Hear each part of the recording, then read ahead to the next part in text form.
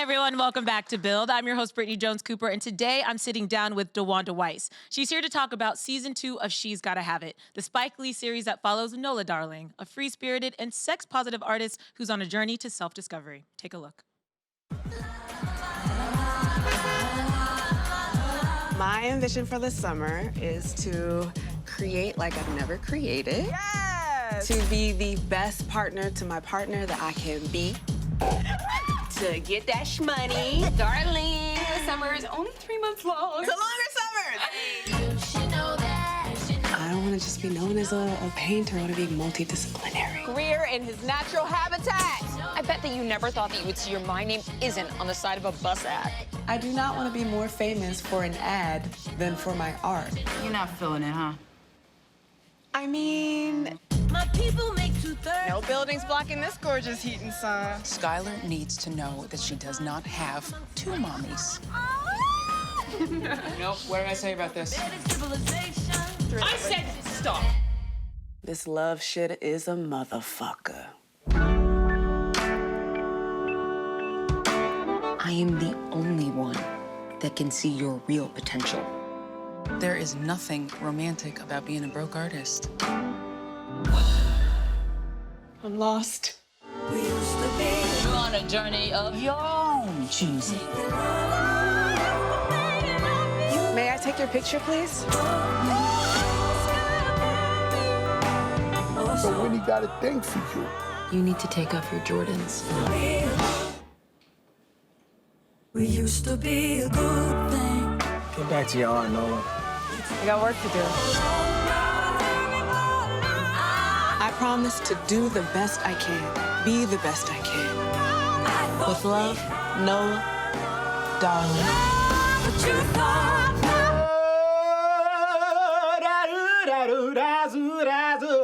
Shut the fuck up! I gave you all my love. Please help me welcome DeWanda Wise. Thank you. How you doing today? I'm excellent. I really am. Long weekend. It was great.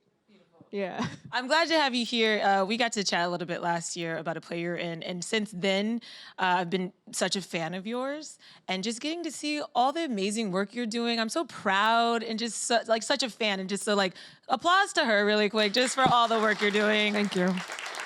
And I do love the projects you choose to, which we'll get more into that later. But first, let's talk about season 2 of She's Gotta Have It. I love this season for so many reasons. Spike Lee's ability to capture Brooklyn is, I mean, you can tell he loves that borough so much. But also the show talks about gentrification and race and sexuality in a way that feels so current and natural. So I want to know what the conversation was for you guys going into season 2, because you are breaking away from the source material a little more. Right. And there's a lot more kind of freedom in the stories. For sure. There was a lot more freedom in the stories and in the process, you know? We did the same kind of thing that we did season 1. We read all the scripts through, which is wild. It takes a whole day, as you can imagine. So we read all 9 scripts. And then we spent about a week kind of like working through them and workshopping it and, you know, figuring out the timeline of it all. Because we had to adjust the timeline a bit from like 6 months to 18 months. So there was a lot of that. And then just, you know, on the ground, far more improvisation, far more, you know, room for magic. This season, there's like this is not a spoiler, you know, this moment where Carrie Mae Weems gives what I like to call like a mini TED Talk at the end of one of the episodes, and that was not, you can't, well, how do you tell Carrie Mae Weems what to say? You can't, you know? Yeah. And I think that's what's so special about this show is obviously it's this highly produced thing, but there's so many moments that feel real and authentic and are like teachable learning moments as well. And it's just beautiful to watch. Nola, I think last time you were here, I called her messy. She's so messy. She's so messy, but in this She season, makes people so frustrated. It's so funny. right? Because every time you think, oh, she's gonna do, oh no, she just does whatever. She's just gonna do whatever she wants. She never sticks to the script because there is no script for her. There's no script for her. But season 2 was so cool because she's really on a journey of self-discovery. For sure. Which is so relatable, right? For anybody in their 20s or 30s that's just sort of figuring it out. So again, what were the conversations about her journey? Because she really goes from somebody who is sharing her life with a lot of people to kind of taking care of herself. Yeah, for sure. I think overall, in my experience of it, so much of season 1 was kind of things coming at Nola. Like there was a lot of like external forces, and that exists in season 2, but it's a far more internal and introspective journey. And so, to be honest, I'm kind of like protective of my process and super nerdy. And, with Spike, there's a whole lot of trust there. And with every director, there's kind of like a sliding scale of how much they're like in on your process. And Spike casts the actors and he trusts you to be professional and do your job. So I don't need to show up with my like journal. My like journal of notes and thoughts and like, the arc that I build for myself and all that. He's like, I don't care, like, your part, action, you know what I mean? So a lot of that work was my work, a lot of that work was, figuring out, given the time frame, given, what I always hoped for Nola, what I always hoped, was the potential of this show, which is atypical of TV to have a character that actually evolves from season to season, and one that you can't really get too attached to because they're gonna change, They're gonna change physically, it's summertime, we got braids down past my butt, So, there was a whole lot of obviously thought and heart that went into the construction of that. Constantly evolving and changing. And she's somebody from the beginning we knew was very sex positive, pansexual, queer, whatever label you want to put on her, but she's open to love. And we see her now in a long kind of committed relationship with a woman. Yeah. And so for you, I've seen you play Black queer women in several different projects. And I want to know why that's important for you to tell that story. Multiple reasons. Most of them are personal. But overall, I think, I respond to stories on multiple fronts. Sometimes it's experiential. Sometimes it's just a very clear lack of visibility for certain marginalized communities that I respond to and that I want to see. It's just that simple. I respond to characters that I perceive as full human beings, and that is at the very foundation of, my choices. Like, that's at the root of it. There have been plenty of characters of varying, like, sexual identities that I just don't recognize as an actual person, and I don't know how I can bring, like, my particular skill set to, to things I see on the page. And so do you have a message to the LGBT community, either from yourself or from the show, that you want them to kind of take away? I hope they receive the love, like one of the biggest conversations, as you can imagine, if you all, this is not a spoiler, it's literally in the first 5 minutes of season 2. There's a very long sex scene between me and Ilfin Eshadera, between Nola and Opal, and I storyboarded it. I pulled in the images, watched a couple of pornos directed by women. Erotica. Some erotica. There was just a lot of thought, and, I didn't edit for length. I had no idea it was going to be that long, but, you're welcome. I love you. I don't think anybody's going to complain that it was too long. Yeah, we'll see. It was beautiful on top of everything. And your dynamic, or Nola's dynamic with Opal, is so special. And I don't know if I've ever seen a relationship like that on the screen. Because not only is it a queer relationship, but it's, Opal's a mother, and there's that dynamic of Nola's place in that child's life. And I've just never seen that narrative shared before, and I thought that was really unique and special. Yeah, I haven't either. Yeah. So what does it mean for you just to get to sort of share these different narratives? It's a gift, it's a responsibility, and I really don't take any of my characters or the stories I tell, there's no light in it. It's an interesting kind of dichotomy to take on both a sort of like weighted or like responsibility and ownership, and also in the actual moment of creating the thing and making the magic to like forget about all of that and just to tell the truth, like through character, It's like it's really trippy. And at any moment, every single scene calls for something different, like a different set of tools to be able to like do that and make that shift. And different days, different moods, You know, like there were some days on set when I'm like easy breezy beautiful, and then there are some days on set where I'm like, I need silence. Like, can everyone be quiet? And they're like, DeWanda, no one's making any noise. And I'm like, yes, can you stop that bird from chirping outside? You know, so you ask for what you need, and you know, you lean on your co-stars and you lean on the other storytellers who are around to help you tell the story. Speaking of your other co-stars, I think one of the reasons why you have to approach it in different ways is because Nola has these very different dynamics with each person in her life. Yes. Including the 3 men who we got to know during season 1. She has a very distinctly different relationship with each of them in season 2. Yeah. So who do you think Nola is with each of these guys? Because she's able to be friends with them. Yes. Even though the romantic part is pretty much fizzled. Right. I think it's indicative. It's so wild too, like in between seasons. Like I've been in like music sessions with Ramos at this point. You know, I FaceTime with Cleo, you know, so it's fascinating how like character informs like, you know, off-screen relationships as well. You know, we're all friends. And that kind of evolution from like romantic partners to friendship, that was something we were pretty determined about too, you know. I won't say what the story was, but there was one story where she was still kind of involved with someone, and we were just like, no. Yeah. You know, like we just collectively were like, nah. It's been 18 months. You know what I mean? Yeah, they've moved on, you know. You mentioned Anthony Ramos, and his character Mars gets a lot of love this season. We really get his backstory. It's so great. And his mom is Rosie Perez. Isn't that wild? It's perfect. And Spike Lee's world, right, is so dynamic because we've got Rosie Perez, obviously from Do the Right Thing, but also like we find out some of their past and it's tied to other Spike Lee projects, and it's just so smart. And and Anthony, what has it been like working with him? Because he's so multi-talented and so dynamic, and he goes from drama to just like silly humor in a second. And unassuming, which is at the heart of it all. Like, he has all that. He has all of that.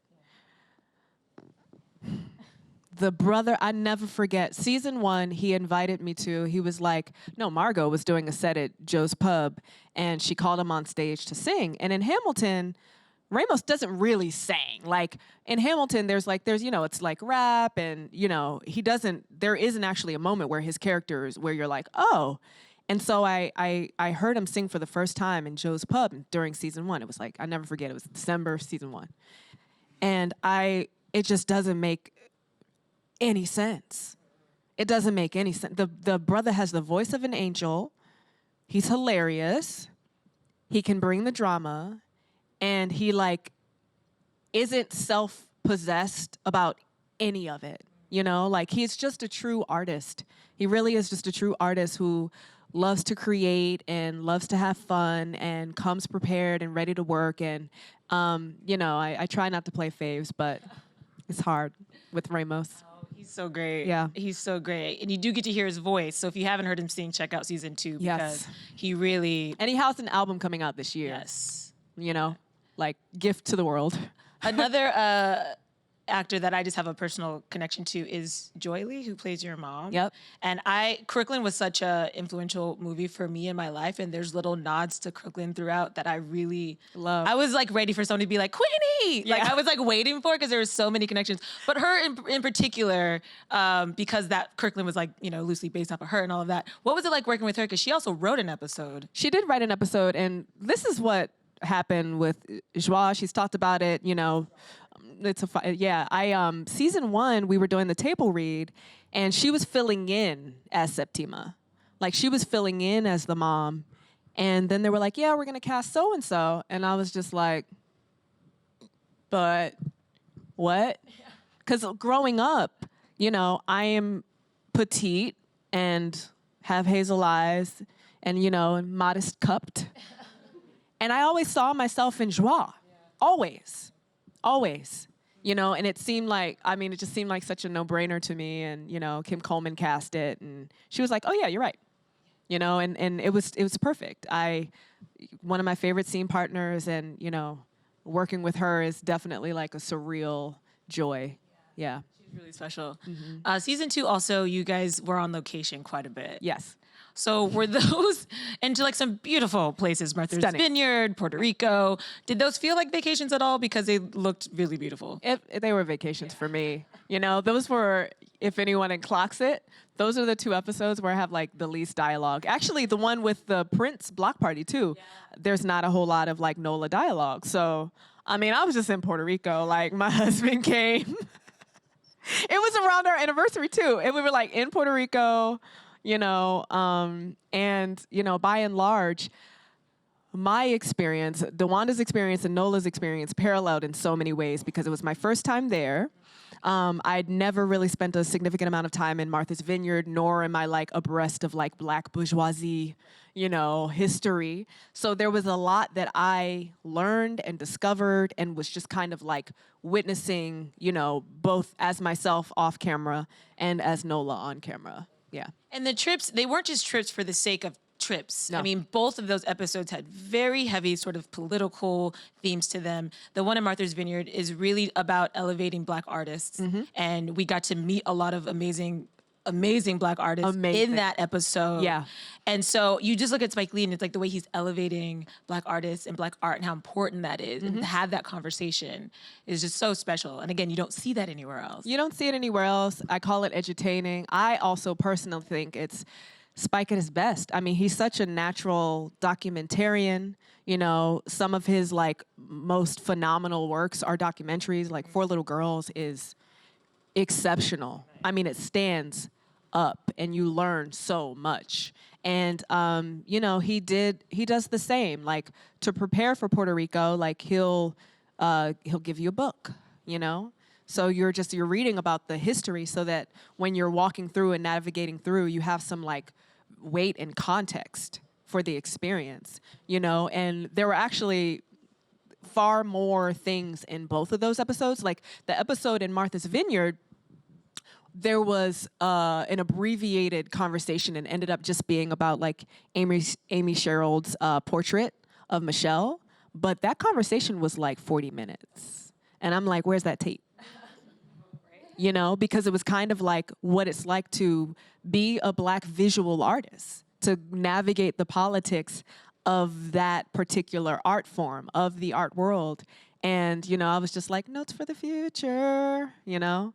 And like Puerto Rico was the same. There were organizations that didn't actually make the cut that we visited and learned about, you know, who were on the ground and actually doing the work.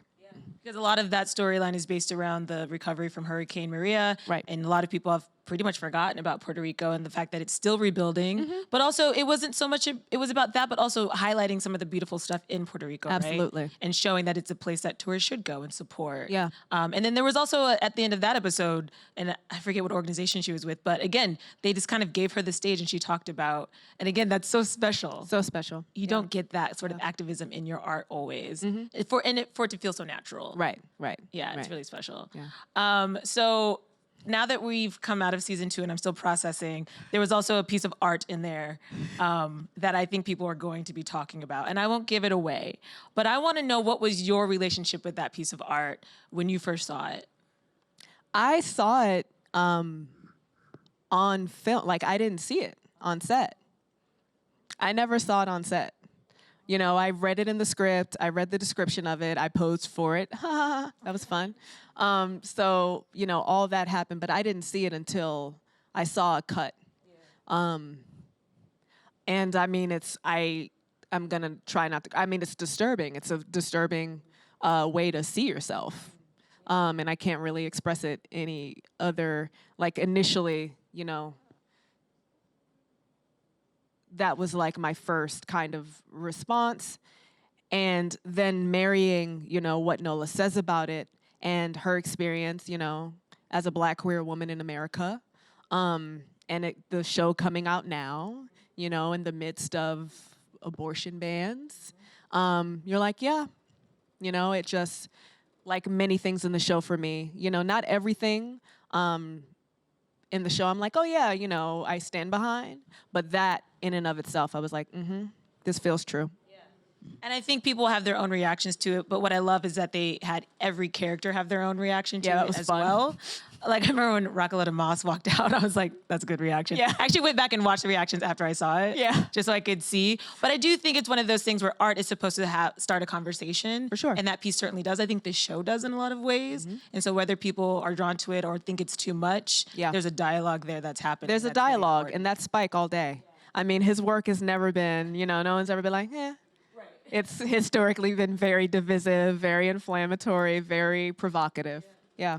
This definitely hits that, but all of it. I love it. I honestly want to go back and just rewatch everything because I feel like this is a show where every time you watch it, you're gonna maybe see something different, or For sure, different or thread. feel something different, and that's really special and rare as well. Yeah. I do want to talk really quickly about Someone Great. I loved that movie. I do too. And I didn't know that you and Gina Rodriguez knew each other, like from NYU. Half our lives. So what was the casting process like? Like, did you guys? You're like, we're gonna do this together. It was Monday, March 5th. Monday, March 5th. I got the phone call that I couldn't do Captain Marvel. Tuesday, March 6th, I text Gina Rodriguez, and I said, hey, girl, is there a role for me in your movie? I feel like there is. And she said, yes, there is.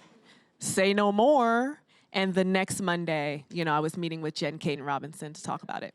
Mm-hmm. Was it as fun to shoot as it looked? Yes. And how much of it was you guys just like playing or improv? Because there were some scenes where I'm like, oh, that just felt like you guys just having fun. I think part of it is a testament to both of our acting styles. So I will say that. And then, that's the beauty of comedy for me. Like, if in that movie, you just, like, you're moving through and you're seeing all these phenomenal comedians, like Jabuki's blowing up now. Michelle. El Buteau with the teeth. Michelle with the teeth.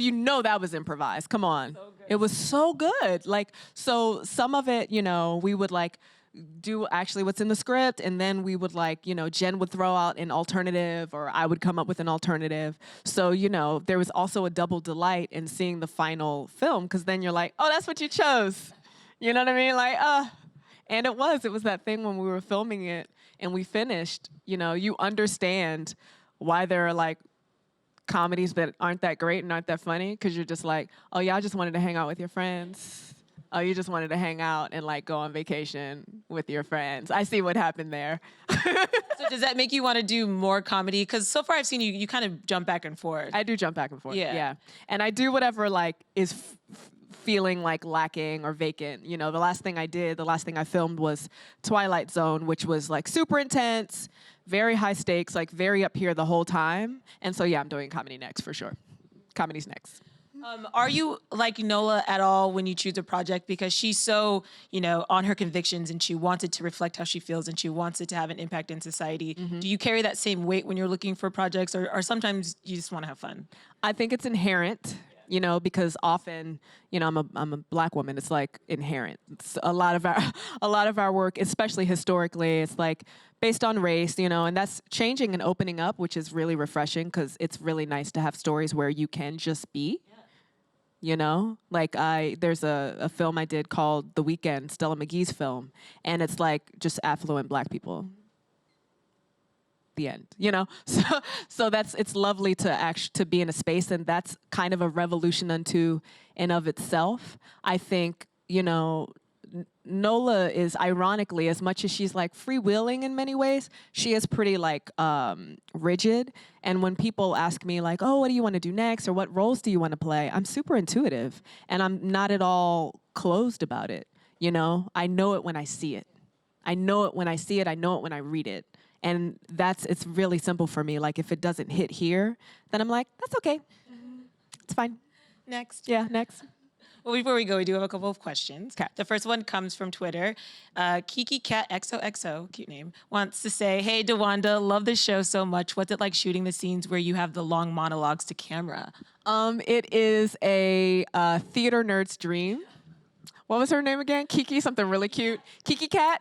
Yeah, it was a theater nerd's dream, like you spend years of training where you're like learning Shakespearean monologues, and then you don't ever use it ever in film and TV. So then you come to this show and you're like, oh, I have to quote Zora Neale Hurston verbatim. Right. Excellent, thank you. Yes, I will do that. Yeah, no pressure. Also, you have like the most beautiful skin. So I feel like for most people to be like, get that camera on my face. And you're like, bring it closer. I'm like, closer. No, Twilight Zone was like here. It was crazy. You ever get nervous in that scenario when the camera's that close, or that's just like? No, it feels like people are entering your living room. Like it adds this layer of vulnerability, actually, to the moment, which is an interesting part of the process of doing the work itself, you know? Question? Who do we have? Good afternoon. Hi. So my question is, how much work does it take for you to step into Nola? Like, how different is she from you? Every character I play is really nothing or very far off. And that's intentional. I like to act, so I try to choose roles that require me, you know, to like flex and stretch and grow. But with that, there were interesting elements of experience, you know, that I can bring to Nola. I'm an artist. I went to school in New York. I like came up here in my 20s. So there was a like breadth of experience that I could bring to her. But in terms of like her specific narrative, I mean, completely out of my jurisdiction. That all takes like, you know, what would it be like, you know, or like, what was it like for my friend who's like, you know, that kind of thing. Thank you. Next question. Hello. Hi. How was it getting into character? It's like every process is different. Every role is different. But I will say with like season 2 of the show, slipping back into Nola, it was so fast. It was really kind of wild, you know, because having gone through like 4.5 months of playing her, there's a certain muscle memory. Like she just lives in my body. And I'll never forget the first day of season 1, I hopped on the bike and I fell off. I was like, when's the last time I rode a bike? Did you ask me if I could ride a bike? You know, so I feel like there was like a certain trepidation when we first started, but then, you know, once that kind of dissipated, it's like putting on your favorite sweater. Yeah. I think Nola is such a unique character, and one of the reasons I do think she's so special is because she is kind of capturing now. Yeah. Like what it's like for a queer Black woman now, Right. politically, socially, living in Brooklyn, that's being gentrified. I mean, there's so many things that I think in like 10, 20 years we'll look back at this show, and it's perfectly kind of captured. It's true. This moment. Yeah. So season 2, I'm crossing my fingers for season 3 because I need to see what happens with Nola. But if you guys haven't started season 2, you should. She's Gotta Have It is streaming now on Netflix. Please put your hands together for DeWanda Wise. Thank you.